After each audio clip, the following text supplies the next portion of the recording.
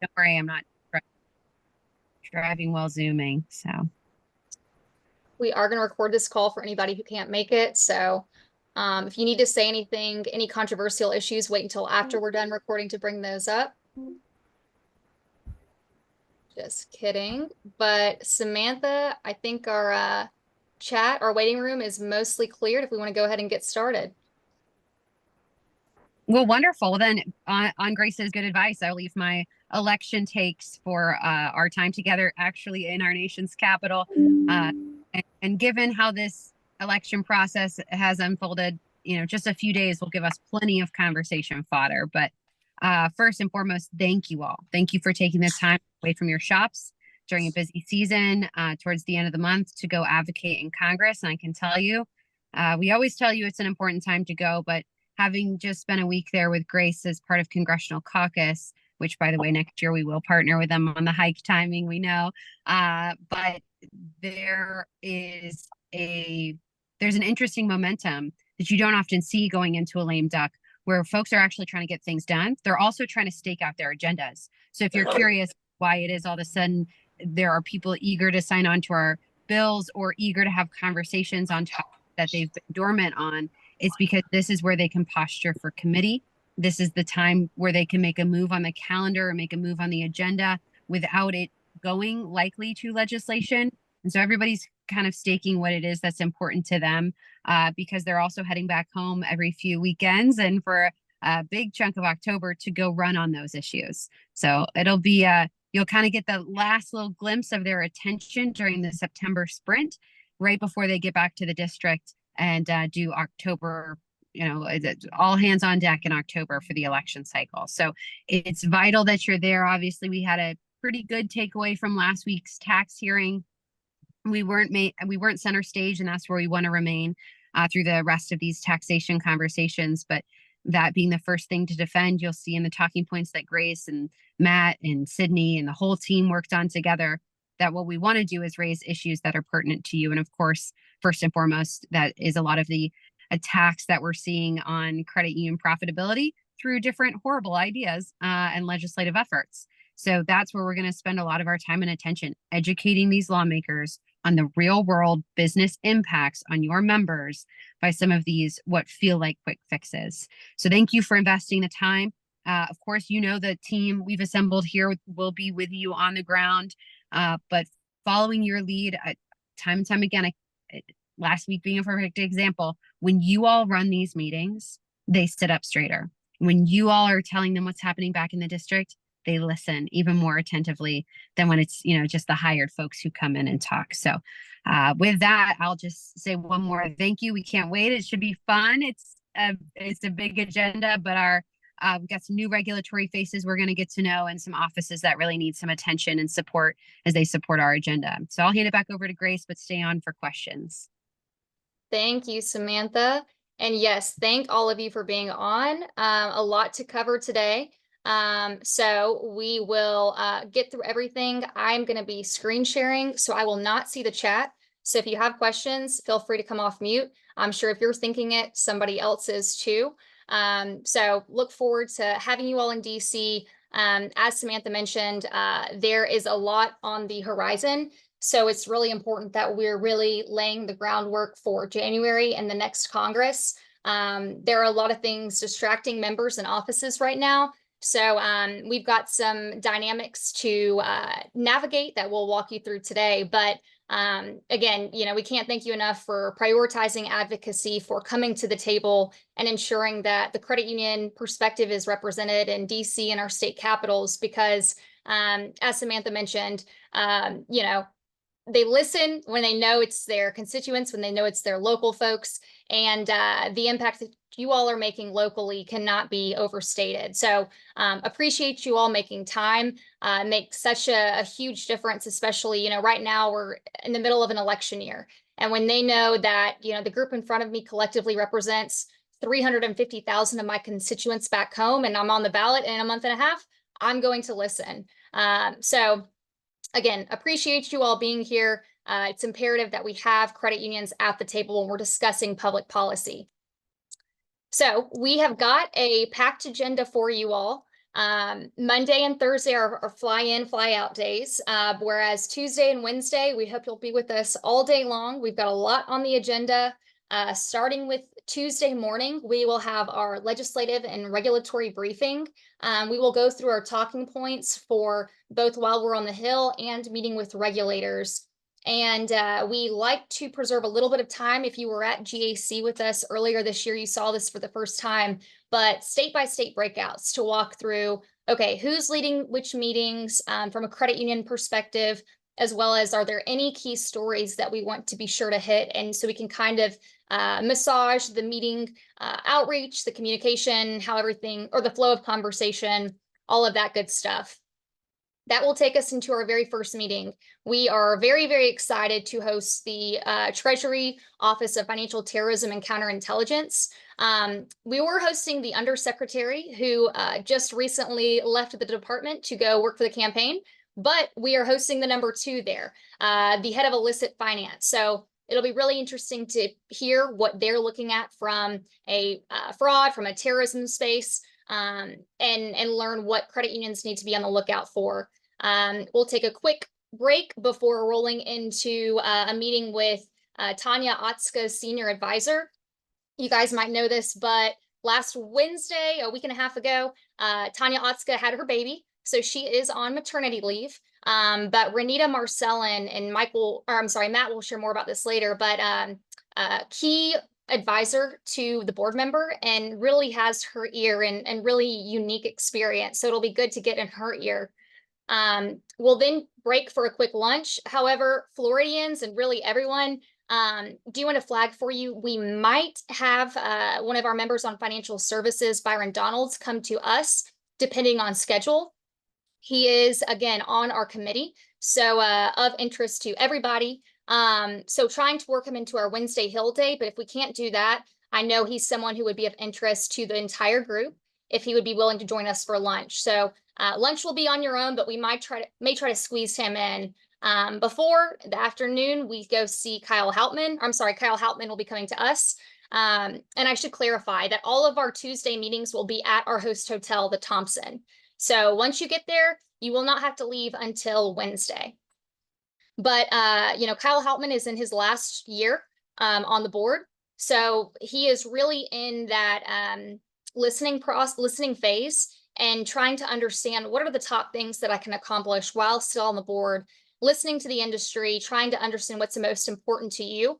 So I would encourage you, if you have any asks related to the charter, the agency, share insurance fund, things like that, please come prepared to discuss. Shortly thereafter, we are going to hear from the CFPB. John McNamara, I hope I said that right, Matt, is an expert on the market, on payments, on fraud, all of those things. And we know just how important that is to you all in your shop. So excited he'll be joining us. Then we'll take a quick break so the hotel can flip the room. We will be in the reception, the top rooftop floor the whole day, which will then flip to the reception that evening. You're welcome to bring anyone with you. We're excited. We'll have drinks, hors d'oeuvres, and good company. And then, however, don't stay out late because the next morning we'll be meeting early to head to the Hill. We encourage, each state and kind of region, we will coordinate once we have a final meeting schedule. We'll talk about this on Tuesday. But for example, we'll say, Alabamians will meet at 7:30 in the morning, and then we'll order a bunch of Ubers. Or South Florida, we'll meet at this time. So again, really important that you're at this briefing on Tuesday morning. And then we will head to the City Club of Washington. We will have a cocktail hour and then transition into dinner. It's a really nice venue, so we're excited to host you all there and look forward to a week of fun.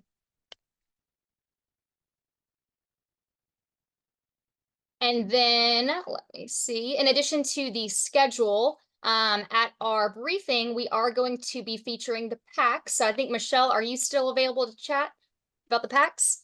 Yeah, I'd be happy to. Thank you, Grace. First, I want to say I'm really looking forward to seeing everybody next week. This is going to be a great opportunity for us to spend time together and also, of course, to connect with those important lawmakers. Speaking of important lawmakers that are elected, jump right into that. Thank you so much for the support you've given our Fed PAC. As Grace mentioned, it's a very important year. Even outside of election years, it's always important that we continue to fundraise so that we can be engaged in helping to elect those folks who understand the credit union movement and appreciate the work that we're doing. We won't be able to talk about, we should not talk about money in the Capitol or any of the buildings that we're in, meeting with lawmakers, but we will have an opportunity during the reception and otherwise other evening events where you can contribute. And I'll remind you that for our federal PAC, this can only be personal dollars. We cannot accept corporate dollars for this. So it's the individual contributions that make such an impactful difference. And that's why it means so much, because they know that we as their grassroots constituents appreciate them and support them. So thank you for all you've done to contribute to our PAC and state PACs as well. Thank you. Thank you, Michelle. So yes, they will have the dip jars at the briefing. Would love for your support there and appreciate your support of advocacy. Shifting back to the Hill, ways to be successful when you are on Capitol Hill. First and foremost, we recommend dressing in business attire. Last week when we were on the Hill, it was their first week back after the August recess. So security was a little bit lengthy. Depending on what building you were going into, it could be about 20 minutes. So I would give yourself 20 minutes to get through security and then another 15 to 20 minutes to make your way to where you're going when you first enter the Hill. And as a reminder, if you haven't been to DC before, if you haven't been to Capitol Hill, we have got 3 House office buildings and 3 Senate office buildings, and it can be quite the hike to and from. So if you're going from the House to the Senate or from the Senate to the House, I would ask the office that you're leaving, by any chance, do you have an intern who would escort us over? Because they can get you through the tunnels so you don't have to go outside across the Capitol complex. Save you a few extra steps, and hopefully there's no rain. Hopefully the weather's nice, but it's always nice to be in AC.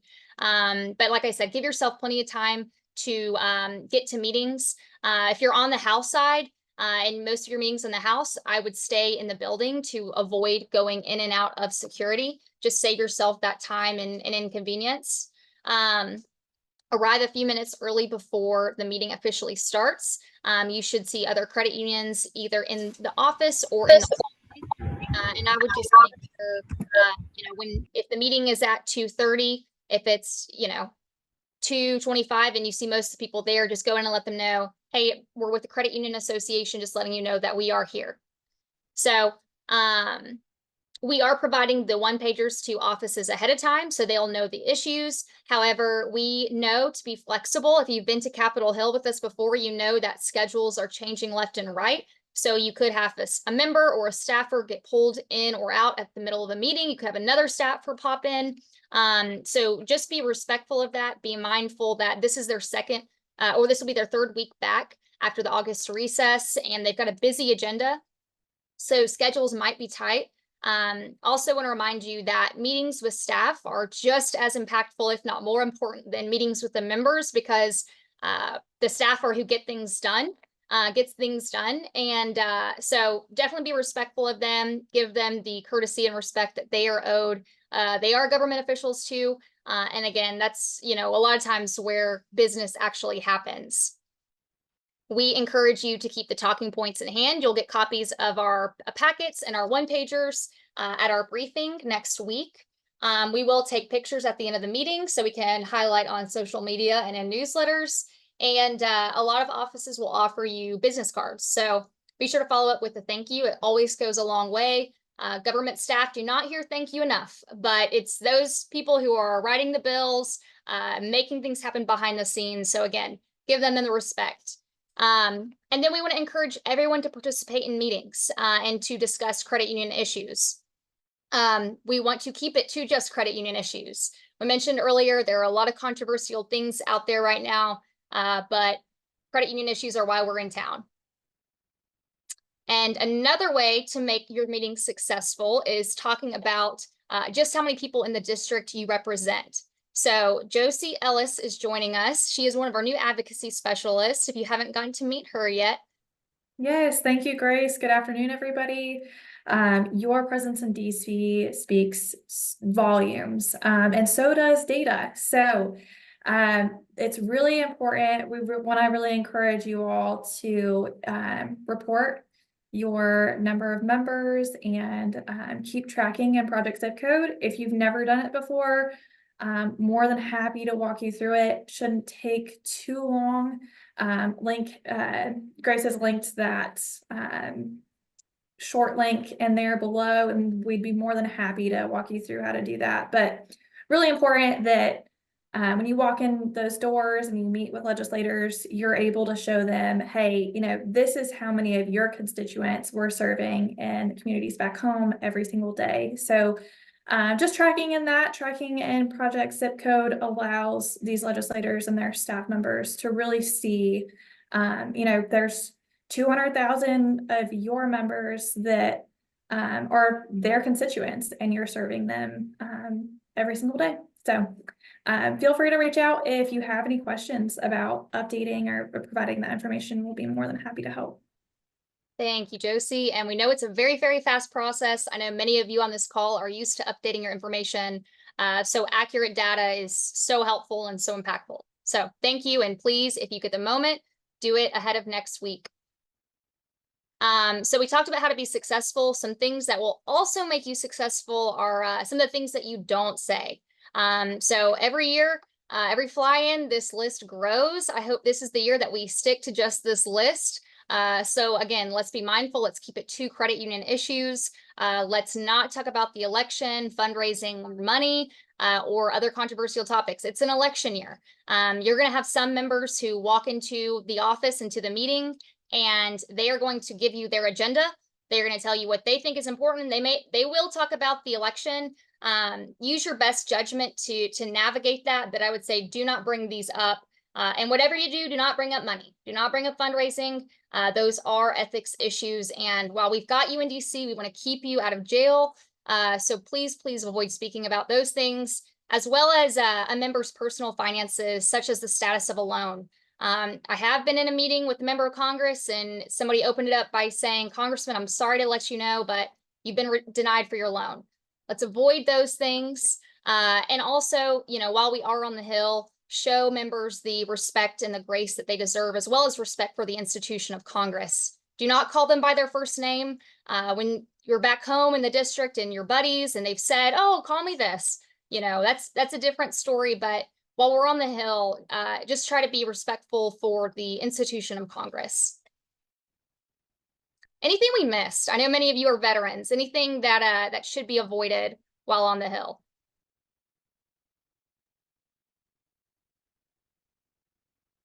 If not, we're going to assume this list is not going to grow this year.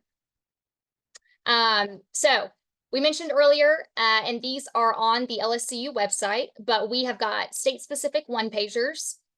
These we like to see handed out at the very beginning of the meeting, and that way an office can follow along with credit unions while we are walking through our priorities. And they can see, on the front page, it's got impact data. I'll show you guys in just a few minutes, but on the front page, we've got impact data. And so they can see the work that you all are doing in their district, as well as our priorities on the backside. Some credit unions like to create their own one-pager talking about their impact, whether they are an MDI, a low-income credit union, CDFI, their membership, those sorts of things. Those are totally welcome, but just to ensure there is no confusion between what our priorities are as an organization, we ask that the LSCU one-pager be handed over at the beginning of the meeting, and then any specific credit union one-pagers be handed over at the very end. We will be sending this PowerPoint out, so you can see if you ever are interested in creating your one-pager or your own one-pager, you can find this information there, but I will move us along. So when we are on the Hill, there will be an LSU staff member in every meeting, or should be, unless we know we've got plenty of trusted veterans on this call who are comfortable and confident leading on their own. We represent 55 congressional districts across our tri-state footprint. So looking forward to an impactful but very full day. But we will open up the meeting by introducing a lawmaker and a group of credit unions. Sometimes it kind of depends on the member. Sometimes they will want to come in and tell you about their priorities. Sometimes they will want to hear from you first. So kind of read the room. We would like, and when it turns into the introduction of credit unions, we really want to take a moment to introduce every credit union who is there, but use that as an opportunity to talk about what you're doing in the district. So your homework today is to come up with one feel-good story to share next week, whether that is the number of scholarships that you have provided, a new partnership as a CDFI, something that you're doing, new high school branches, whatever that looks like.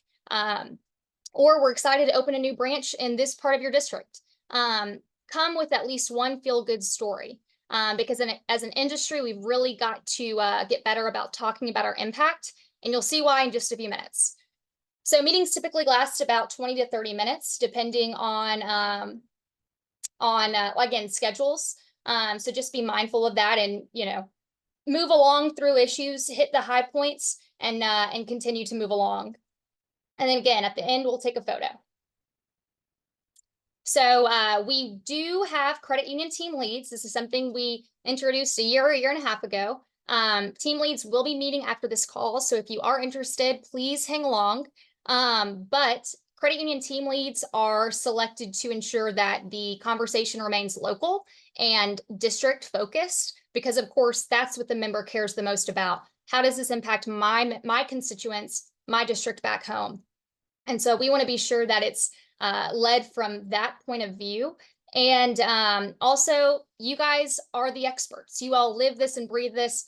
You know it every single day. So you understand firsthand the impact. So we try to keep team leads where you have a large footprint, where you're headquartered, and we're always looking for more. So if you would like to be a team lead, again, please hang on after this call. But I also want to mention that team leads are not the only people speaking. We want to encourage everyone to speak, but we just want to be sure that there is at least one designated person to ensure that we've got credit unions speaking in the room. So most important on this slide is the LSCU Events app. This is the most important thing to you while on the Hill. It is updated in real time as changes are made to Hill meetings, because we know that's inevitable. So I really, really, really, really encourage you to download the LSCU Events app so you can keep up with the meeting schedules, the talking points, all the resources online. Some of those details include issues of importance to discuss, the number of members in district, their committees. You can look up their biography. You can see who the meeting is with, who is your team lead in case you have any issues, and who are the credit union leads, as well as congressional maps, capital map. You can see things to do nearby. And I just really quickly want to point this out. When you click on each respective meeting, before you walk into an office, I would really encourage you to look at this, because if you look at their committees, you know what kind of lens that they are going to be looking at legislation through, which can be really, really helpful as we discuss issues. You'll see we've got a lot of Armed Services Committee members in our footprint. So when you see this, that's a great time when you talk about your credit union story, about what you're doing on a military base. For example, Redstone, what you got your start, what you're doing for military communities. So good reminder there, and just be sure to look this up before you walk into an office. So our top priorities are going to be preserving our tax exemption, rejecting efforts to subject credit unions to CRA, the Community Reinvestment Act, opposing the Credit Card Competition Act, enabling credit unions to prevent fraud before it happens, and reforming the CFPB. So we're about to walk you through the priorities, and just a reminder that all this information will be provided to you at the briefing. So in order to know what we are up against and how to navigate these issues, it's important you know kind of the state of play. And Matt Brockelman and Brandy Bickle, I think I saw you two on. They were with us at Congressional Caucus last week. I'd love for you to discuss, and Matt, we'll start with you if you're still on, but the temperature in DC right now, what's top of mind for members? Yeah, thanks, Grace. So, I mean, I don't want to repeat a lot of what Grace and Samantha already said earlier in the call here, but obviously, first and foremost, members and their staffs are focused on the election. Even legislators who are in super safe seats, obviously, they're concerned about the presidential election, and then all members of Congress are looking at the overall numbers to see which party is going to emerge from the November elections with control, which, among other things, is going to determine in large part what the members' committee's assignments are going to be on. So when Samantha was talking earlier about how some of our conversations for the rest of this year are also setting the table for next year, that's especially true in that context. In fact, Grace and I were in a meeting with a congresswoman who is aiming to get more engaged with financial services in the next Congress. And so we were able to kind of catch her up on a few of the issues that are top of mind for credit unions. So I think in the short term, what I was doing last week, and I'm sure what we'll continue to do next week, is really just try to avoid getting the Credit Card Competition Act tacked onto legislation at the end of the year, which seems to be something that we've had to deal with for the last couple of years now. But then really focus on 2025. And even though it seems like we always talk about the credit union tax exemption, we always should, and especially at certain times in sort of the congressional cycle. So, for example, next year, at the end of the year, the Trump tax cuts from 2017 are set to expire, which means that at some point next year, probably mid-year, second half of the year, but I'll defer to Grace on that. The budget writers in the House and the Senate are going to sit down with congressional leadership and start going over what an eventual tax package will look like and where they're going to get certain revenues and which exemptions they're going to keep and which exemptions maybe they want to look at closing. And so it's especially important now for us to keep rallying behind that cause. Paul Ryan was one of the speakers last week at the Congressional Caucus, and he made a good practical point of the politics behind this. When those sorts of things happen, in many cases, staff and congressional leadership are going to start going down the list, and they're just going to have in the back of their minds, okay, from each of these stakeholder groups that would be impacted by maintaining or closing an exemption, how often have we heard from them? How recently have we heard from them? How many of them are we hearing from? Is it consistent outreach? And so that's why I think it's important for all of us to keep rallying behind that, so that when the credit union tax exemption comes up, it's a very short conversation and it's very clear that it's something that's still deeply important to us. Outside of that, again, Grace, I think you and Samantha covered a lot of it. So I guess I'll just close by saying I know that sometimes these meetings can feel like checking the box, but in reality, that's kind of what they're supposed to be. I think we're an example of a good team here collectively, where the full-time DC advocates have a job to do, all of us at our institutions have a job to do, and if we all do our individual jobs in a well-coordinated way, it makes us look really good as an industry and as a team. So appreciate in advance everybody coming up next week and look forward to seeing you all there. And Grace, I'll hand it back to you. Thank you, Matt. That was perfect. Brandy, I know you were there and got a lot of good FaceTime too. Anything you'd like to add?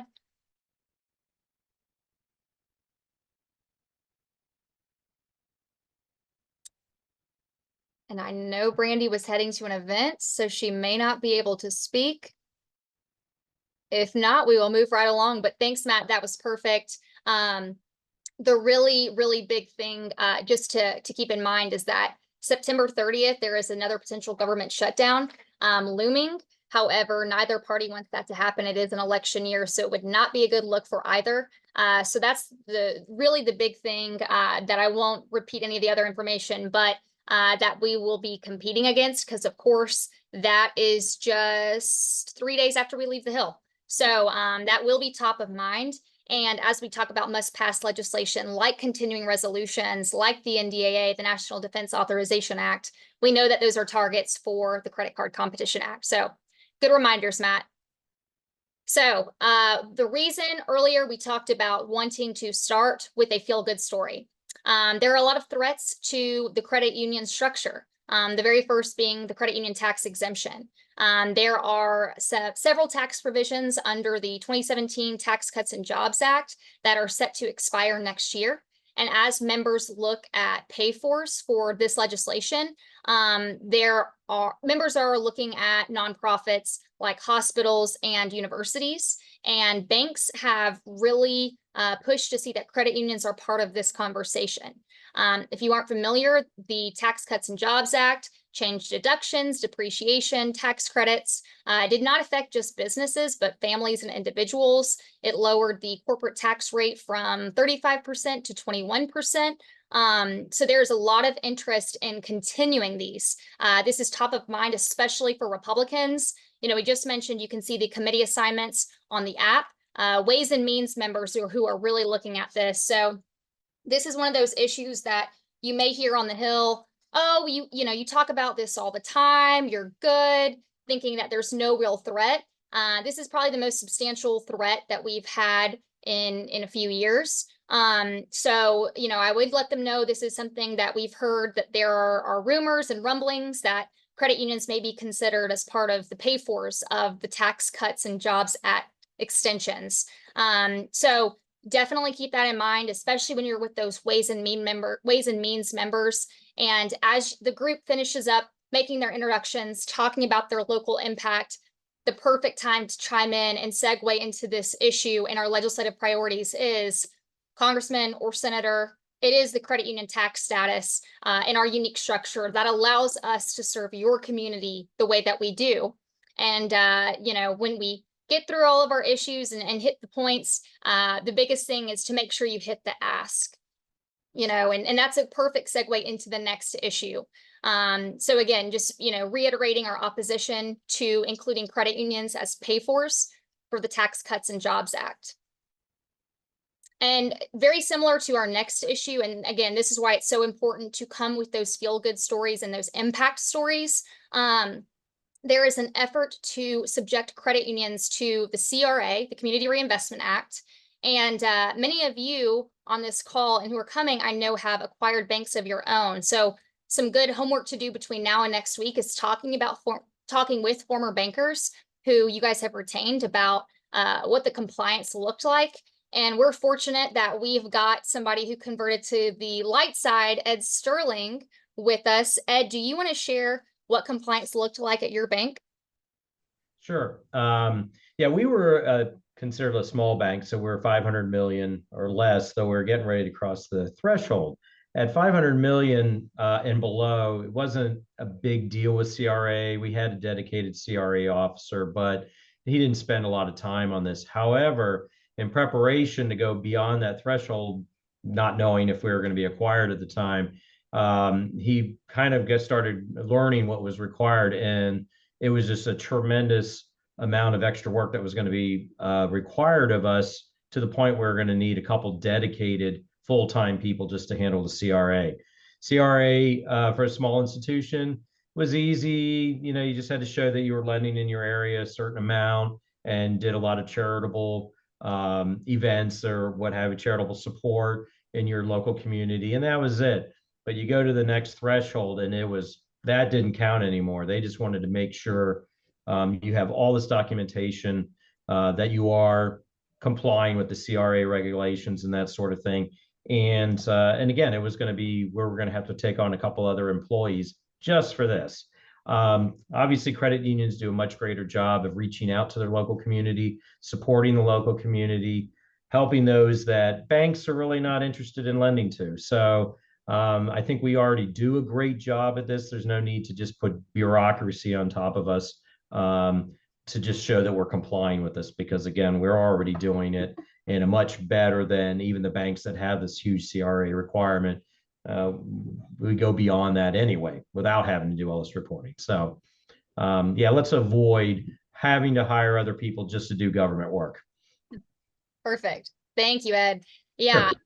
As Ed mentioned, and we're very, very fortunate that his bank was acquired by a credit union. He is down in the South Florida area, so very happy to have him on our side. But there's truly nothing better than having former bank advocates on the credit union side talking about how credit unions naturally invest in their communities. Credit unions are the natural consumer advocate without regulation, without legislation. If you don't know, the CRA was extended to credit unions, or I'm sorry, banks, as a result in a history of redlining, with the goal of better meeting the needs of low-income, minority, and underserved communities. So again, when you're crafting those feel-good stories, keep CRA and the tax exemption top of mind, and the impact that you all are making in local communities without legislation, without government oversight.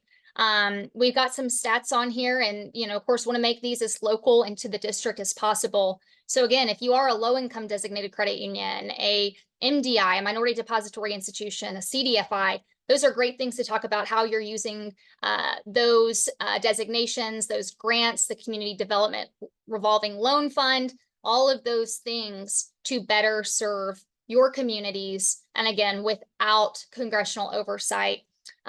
So there are 3 different thresholds that have been mentioned with this legislation.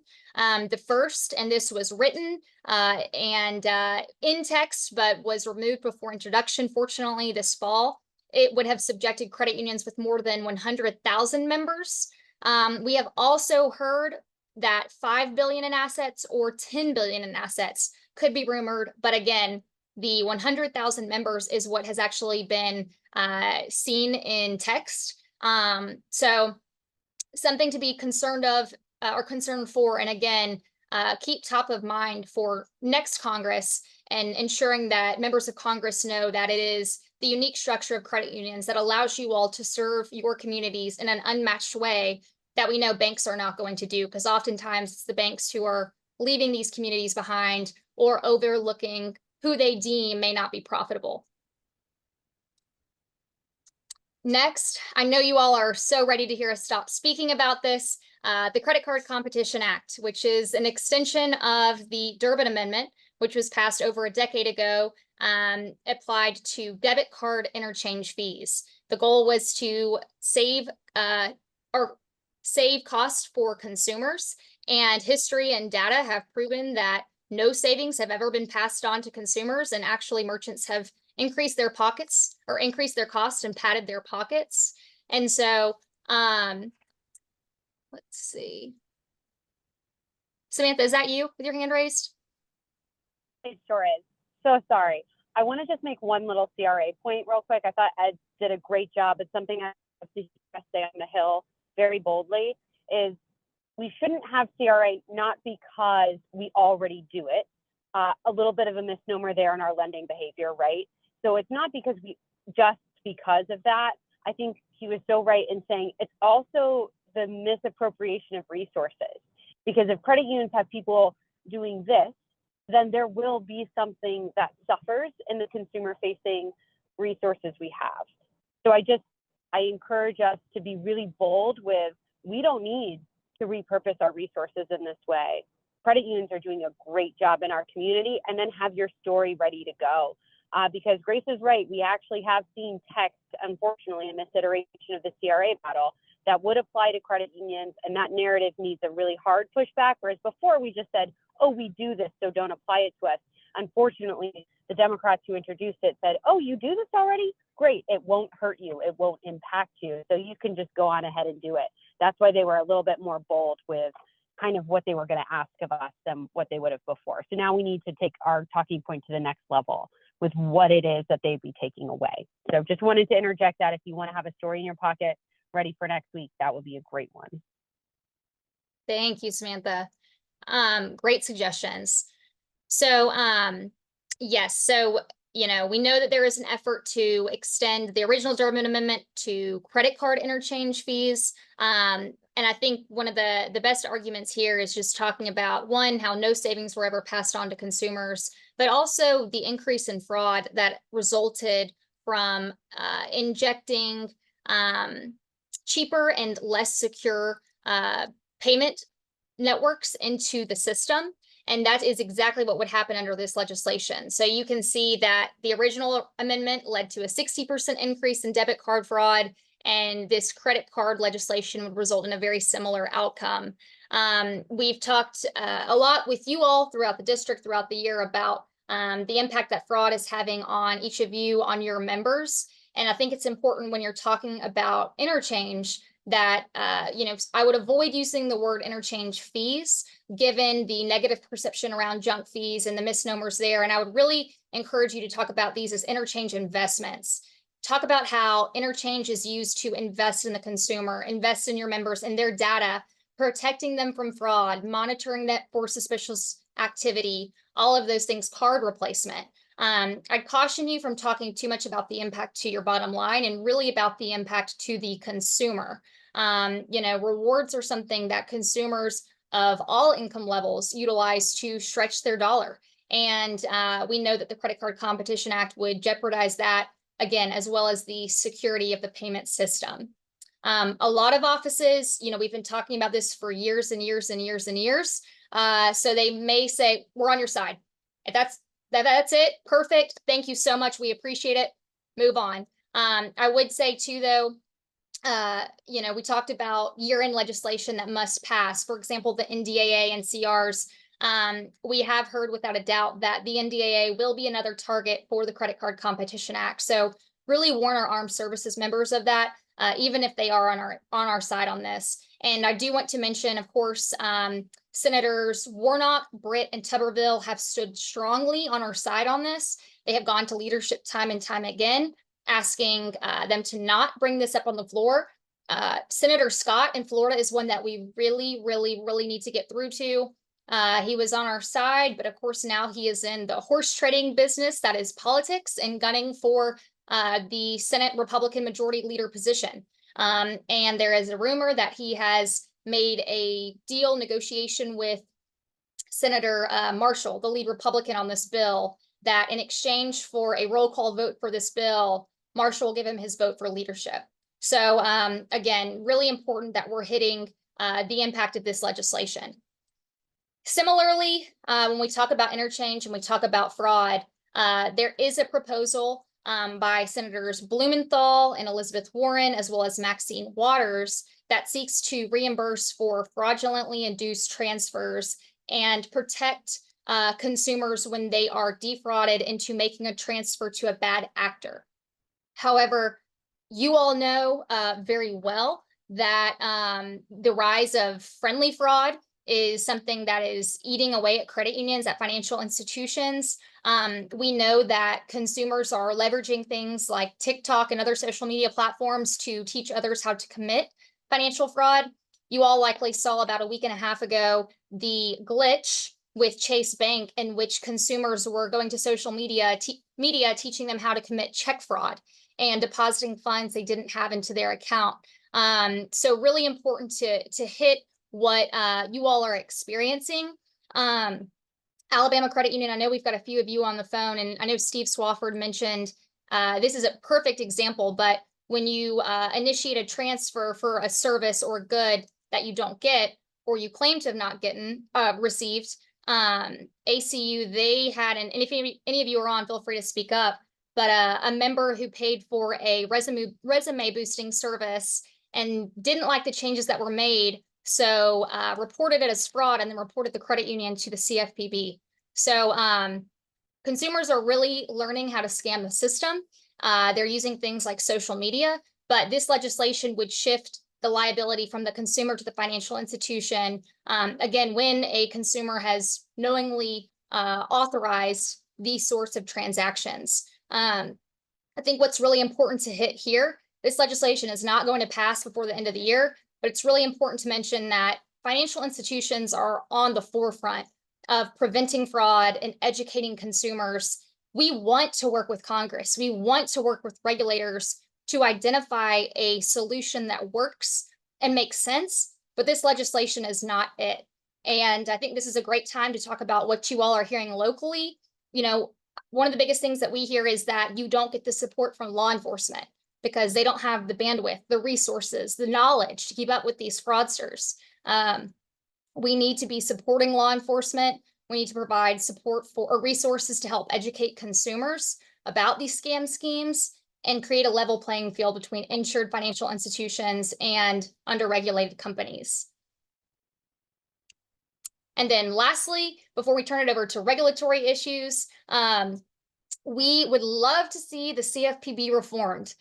There are a number of proposals you will see down here, but there are several House bills. And just really quickly, the reason I highlighted these two, there's kind of a piecemealed approach. And then this legislation has more recently been introduced, HR 2798. While we support them all, this is the one that we are hoping to see move. It incorporates all three of the asks, which are to create a Senate-confirmed Inspector General to increase accountability over the agency, to move the funding from the Federal Reserve to the traditional appropriations process, and establish a 5-member bipartisan board of directors as opposed to the single-led director.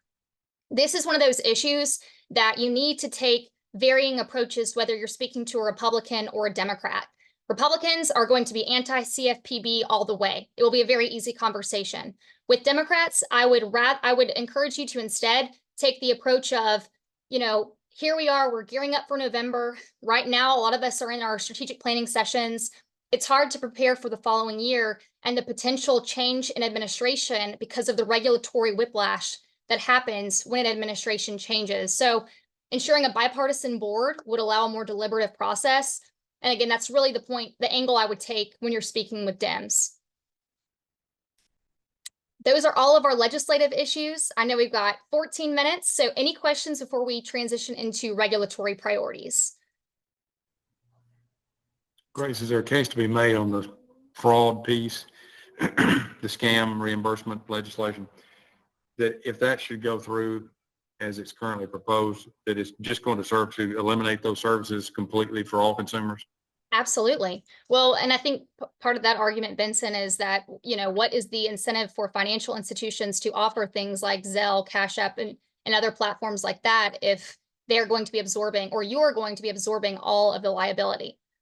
So absolutely. I think the financial access piece is key to that conversation too. Good call.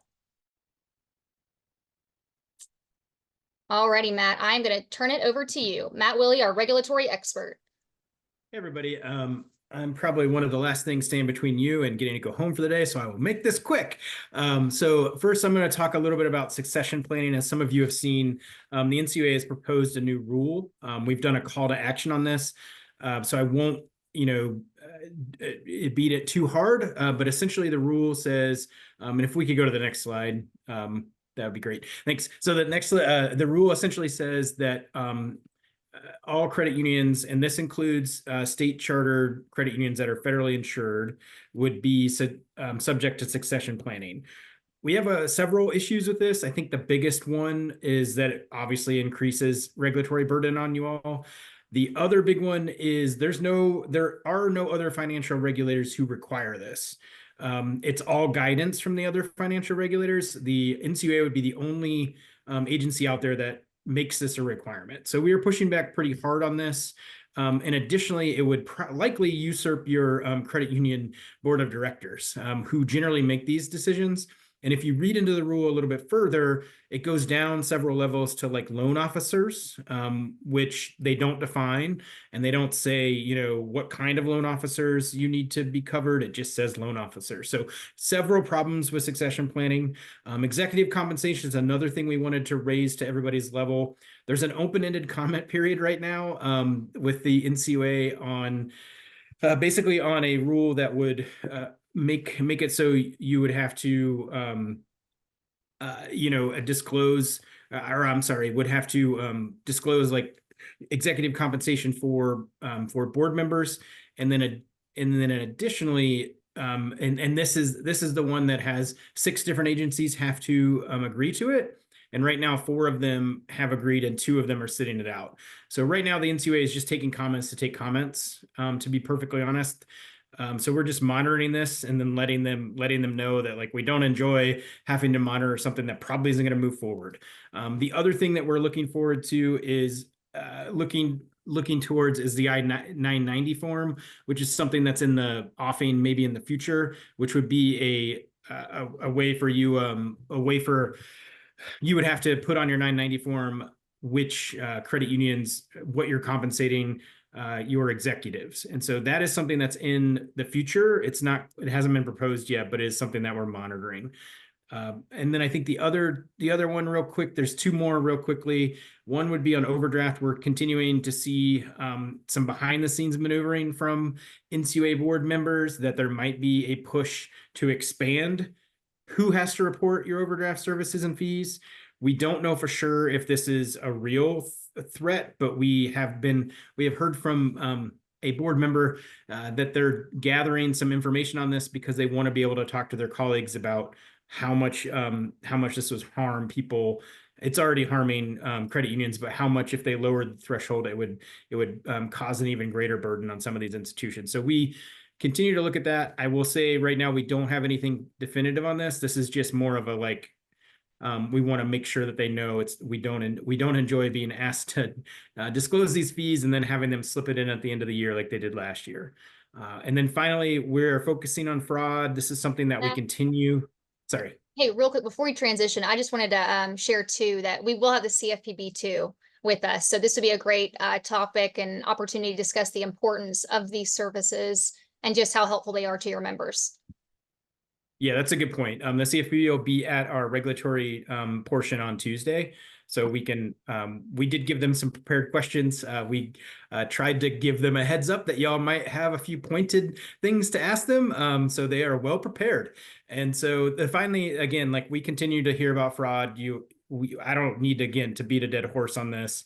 It is something that we are working on. One of the places where we're actually in agreement with the CFPB, which is a weird thing to say, is more regulation for fintechs, and the idea that these folks have different regulations and different set of rules than you seems a little out of step with what needs to happen in the modern day banking services. So that is something where we actually kind of agree with them. It's a point where, we can hopefully go in with a little bit of an olive branch and say, we would love for you to regulate some of the fintechs and some of these things, and to make it so they're on a level playing field with us. And then additionally, in addition to that, is just monitoring a lot of the different fraud things that are out there. The CFPB has been levying a lot of fines and taking enforcement actions against people who have been doing some kind of not great things in the marketplace. So we continue to monitor that as well. So fraud is a big piece of our push, and the Department of Treasury will be there too, Grace, to talk to us about some of the bigger fraud things we're seeing on the horizon and on the international stage as well. Absolutely. Thank you, Matt. Any questions for Matt?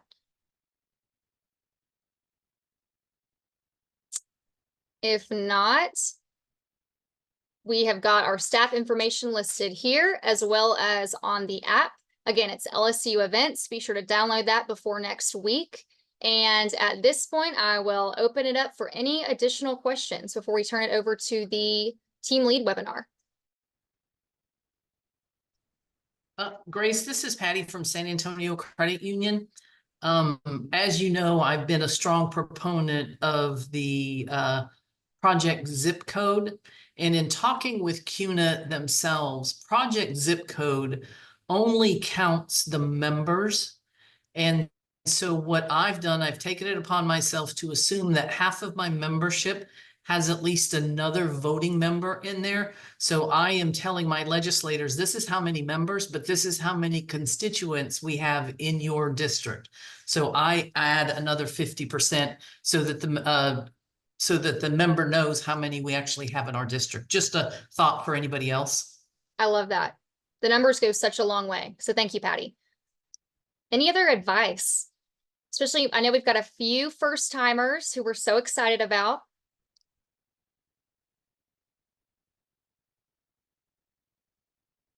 No advice, no more questions? I have advice. Yes, please. Jessica from Achieva Credit Union. So last year was my first year. So, I'm an old timer now. And the one piece of advice that Grace gave me was comfy shoes and plenty of Band-Aids. So for your feet, because they will hurt. Yes. Good reminder, Jessica. It's not called hike the hill as a joke. You are really hiking the hill, whether it is you've got 15 minutes to run from the House to the Senate, or 5 minutes to get from the first floor to the fourth floor. And, those stairs are steep.